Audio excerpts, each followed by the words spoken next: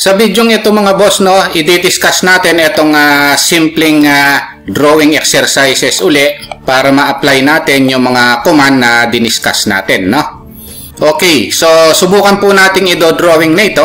Dito ang sukat nito mga boss, no, pag-usapan natin. Meron tayong unit na inches dito, no?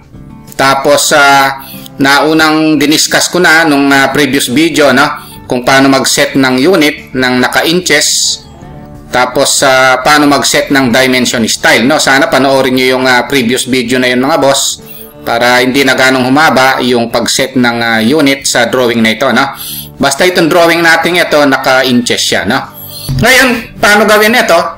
So, umpisahan natin dito sa perimeter line na ito, no? So, magdo-draw tayo ng line. Baguhin ko muna yung kulay.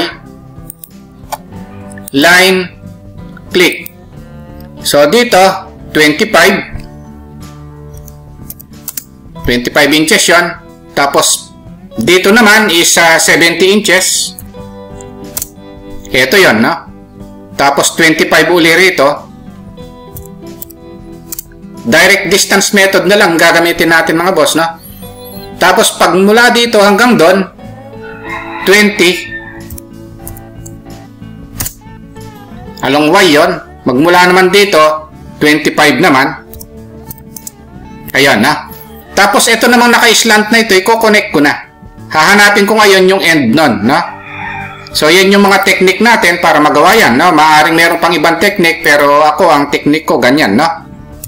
Nag-draw muna ako ng line dito na 20, tapos 25 dito. Ito, at saka yung end nun, kinonect ko, no? Ngayon, meron siyang line dito, no, na 45 degrees, no? Tapos dito naman is 25. So, unahin ko itong 25. Ayan, na. Ngayon, pagdating naman dito,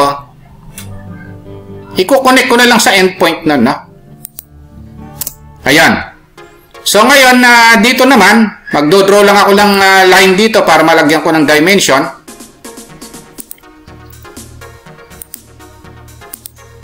Lagyan ko na ng dimension nito, angular, no? Para makita natin na 45 degrees siya, no? Ito yon, no? Ngayon, ito naman, lagyan ko siya ng linear, no? Ito yung linear dimensioning. Ito, lumalabas na 25 naman siya, no? Ngayon, magmula rito hanggang dito, ito siya, 25 din naman, no? Tapos magmula rito hanggang doon, 20 siya. Magmula rito naman hanggang dito, 25 siya, no? So, magmula rito hanggang dito, 70 ito, no? Tapos magmula naman dito hanggang doon, 25. So, ibig sabihin, itong ginawa nating perimeter na ito, tama, no? Kasi pumarehas yung dimension niya, no? Ngayon, yung mga circle sa loob, ano ba yung technique natin dito, no? So, ang pinaka-technique ko dito, gayahin ko na rin yung kulay. Magsi-circle ako, no? O, pwede nyo i-type C for circle, no? Tapos, kiklik ko dito, sa portion na ito, yun, no? Tapos, D for diameter, ito yun, no? Diameter is 15 inches, no? Diyan ko muna ginawa, ayan. Pero imumove ko ito ng 20, no? To the right. Move, M for move. 20. Tapos move ko uli, magmula sa sentro pataas, nakalagay naman 20 rin. Ito, no? 20 siya rito, 20 siya ron, no? So, 20. Ayun na yun, no? Ngayon, ito naman, diameter nito, 8, no? Circle din lang uli. Dito ko ilagay. Diameter, 8. Ayan, no? So, ngayon, imumove ko siya. Magmula rito hanggang doon, 20 plus 30. So, 15, no? Ito naman, magmula rito hanggang doon, 15, no? So, move. Tapos, ang gawin natin, 50. Dito naman, 15 naman pataas, no? Nakalagay, ito yun, no? 15. Ayun. So, ayun yung pag-move natin, no? Ngayon, lagyan na lang natin ng center line, no? So, para malagyan ng center line yan, meron tayo dito sa annotate. Ito yon, no? Center mark. Ayan yan, no?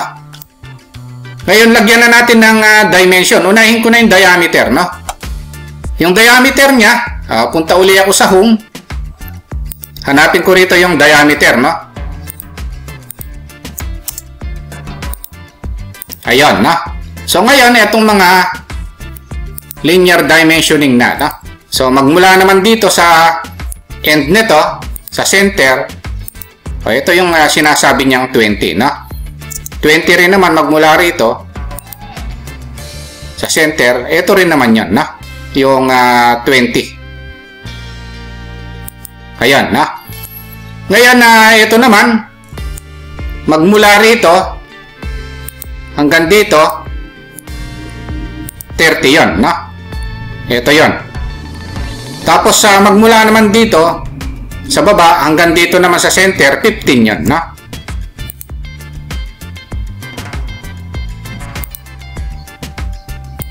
Ayan yan.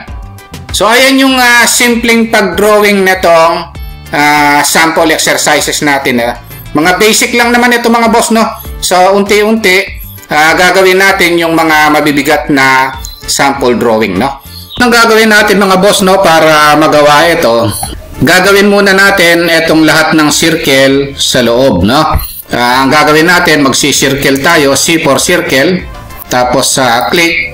Unahin na natin itong circle na diameter 20, no? D for diameter 20. Ayan, no? So, ito yon, diameter 20. Ang susunod, itong circle na diameter naman 30, no? C for circle, D for diameter 30 mm, no? Kaya lang, ima-match properties na natin para parehas na yung line type nito. Ayan. Ang susunod, ito namang mga circle na maliliit na yon na nakapaikot dito sa circle na ito, na yung maliit, diameter 2 yon, 14 pieces. Ayan, na gawin muna natin circle dito sa quadrant, D for diameter 2. Ayan, na ang susunod na gagawin natin, ito namang medyo malaki na ito, no? Diameter 4, pero 14 din sila, no? So, ang gagawin natin, lapitan natin ng konti, C4 circle sa center, no? Tapos D for diameter 4 mm yon, no? Ayan. So, baguhin natin yung color para sundan natin yung color nito. Since 14 pieces ito, i-array polar na lang natin, no? So, select na lang ito, AR, polar. Ang center point dito sa center ng circle na ito, ilagay natin 14 pieces, no? Tapos, so, ito yon, i-close natin. Ito na yon, no? Tapos na ito. Ang susunod, gawin natin itong circle na ito na diameter 40, no? Circle, D for diameter, 40 mm. Ayan, no? Ang susunod dito naman, circle diameter 50. D for diameter, 50 mm naman. Kaya lang, ima-match properties natin. Ito yan, no? Diameter 50 ito. So, ang susunod na gagawin nating circle, itong buong ito, radius naman 50. Ayan, no? Nakasulat naman, R50. Circle, click tayo rito, radius 50. Ito na yan, no? Ang susunod, ito, yung circle na ito, ang diameter naman yan, 7. So, dito yan, no? So, kaya lang gagawa muna ako ng line dito para magkaroon tayo ng guide. Dito, para magawa ito, no? Ngayon na circle tayo rito. Ayun, no, sa may quadrant, D for diameter, 7 naman. So, ito yun, no? 7, no? Kaya lang magdodraw tayo ng line, magmula dito sa quadrant na ito, papunta rito, no? Ayan. Ito yun. Kaya lang ititrim na natin itong nasa gitna. Ito. Tapos trim na rin natin ito.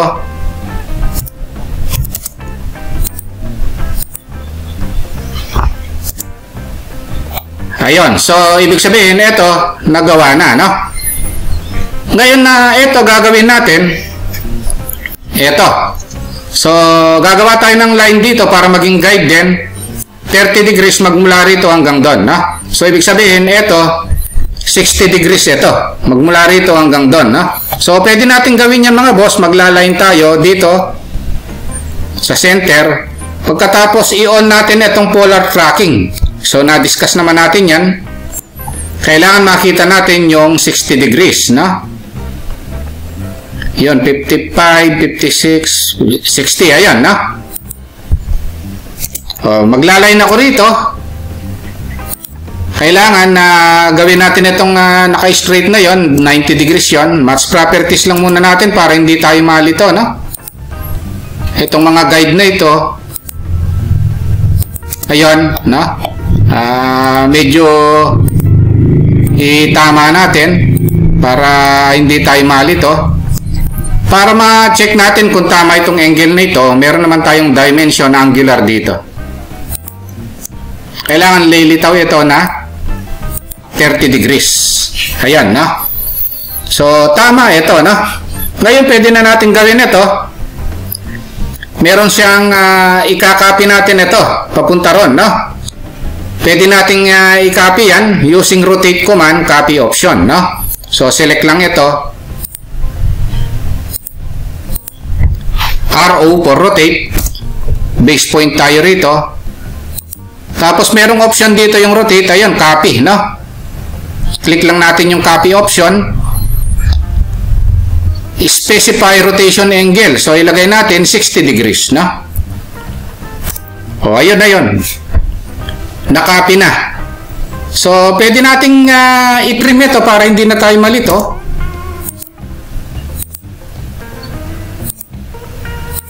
Ayun, no? Tapos ang susunod na gagawin natin, ito may distansya na 7 mm. So, i-offset natin ng 7. At saka ito, 7 yon, no? Ang susunod na gagawin natin mga boss, gawin na natin ito ngayon, no? Ang radius niya is 25. Gagamitin natin itong arc command, no? Itong option niya is start and radius. I-start siya rito, end siya rito. Ang radius is, pwede na natin i-type 25. So, ito na yun, no? Ayan yung option na start and radius. Kasi given naman yung radius, ayan, ha? So, yan yung command na arc. Ang option ay start and radius, which is yung radius is 25 mm. So, ibig sabihin, pwede na nating i-trim, no? Erase na muna natin ito. Nagamit na natin yan. Trim na natin ito. Ayun, no? So, ang susunod na gagawin, since nagawa na yung isa mga boss, hindi na natin gagawin itong nandito, yon, at saka ito, no? So, na-discuss naman natin yung array command, no? So, yan ang kagandahan ng array command. Select ko na lang yung i-array. Ito.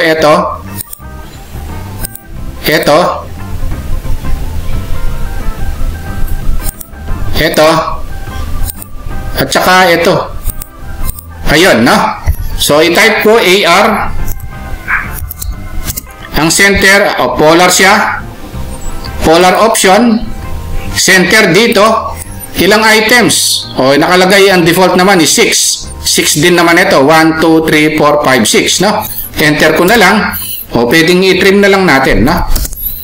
Ginawa natin yung isa, pero in-array na lang natin yung natira, no? So, array polar, i-trim na lang natin ngayon ito.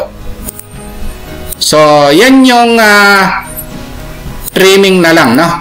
So, madali, no? Kasi isa lang naman ang ginawa natin, no? Ayan yung mga technique na dapat nating ina-adapt, kaya tayo nagkakaroon ng practice exercises dito para ma-adapt nyo yung technique para mabilis na ma-drawing itong mga exercises natin, no, dito sa AutoCAD. Ngayon, ang susunod na gagawin natin mga boss, dimensioning na lang, no? Kailangan tumama yung dimension natin dito sa sample natin, no? So, unahin natin dito sa linear dimensioning, dapat ito, 7 ito. Ayun, tama siya, 7 mm, no? Tapos, ito naman, i-align natin. Ito, dapat 7 din ito. Ayun, tama siya, no? Pagkatapos, ito naman, angular yan, nagawa na natin. Tapos, yung mga diameter naman tayo ngayon, no? Dimension, tapos diameter. Ito, ang diameter nito ay 50. O, parehas, no?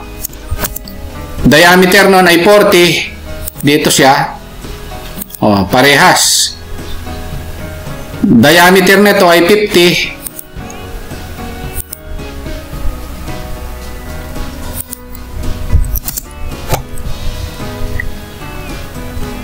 Diameter nito ay 20. Ayan, na.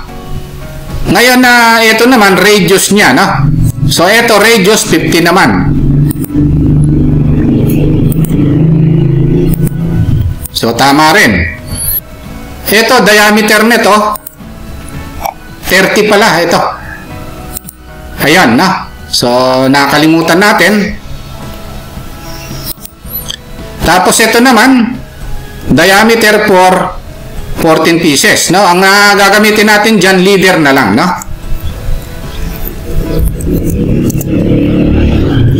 Magmula rito, ortho off lang natin. Enter. O, tapos i-type natin percent C. Ayan yung symbol ng diameter. Tapos 14 pieces, no? Then double enter. Ayun. So ito na yan, no? I-adjust lang natin yung distance. Ayun. So ito leader na rin lang ang gagamitin natin. Yung sa maliit, leader.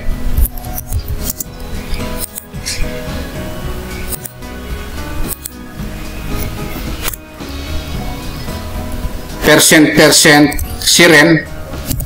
Tapos 2 mm kasi yan. 14 pieces din, no? Double enter. Ayan yung kagandahan ng leader, no? So pwede nating i-type. Itong symbol nito percent C ito, no? Pag diameter. Pero percent din naman pagka degree. Ayan, no? So ito yung mga dimension natin. So ito radius din pala ito, nakalimutan natin. Yon, 25, no? So check natin, no, yung dimension. Ito. So ito yan. Pagkatapos dito naman, ito yon. Tapos itong dalawa, ito yan, no? Okay, ayun lang mga boss, no? Sa tingin naman natin, lahat ng dimension niya tumama. Kung nagustuhan nyo po itong video natin, no, dito sa exercises na ito, huwag nyo po sanang kalimutang pindutin muna pala yung subscribe, no, dito sa maliit pa lang nating channel. Isama nyo na rin po yung like at saka notification bell. Thank you very much at God bless po sa inyong lahat.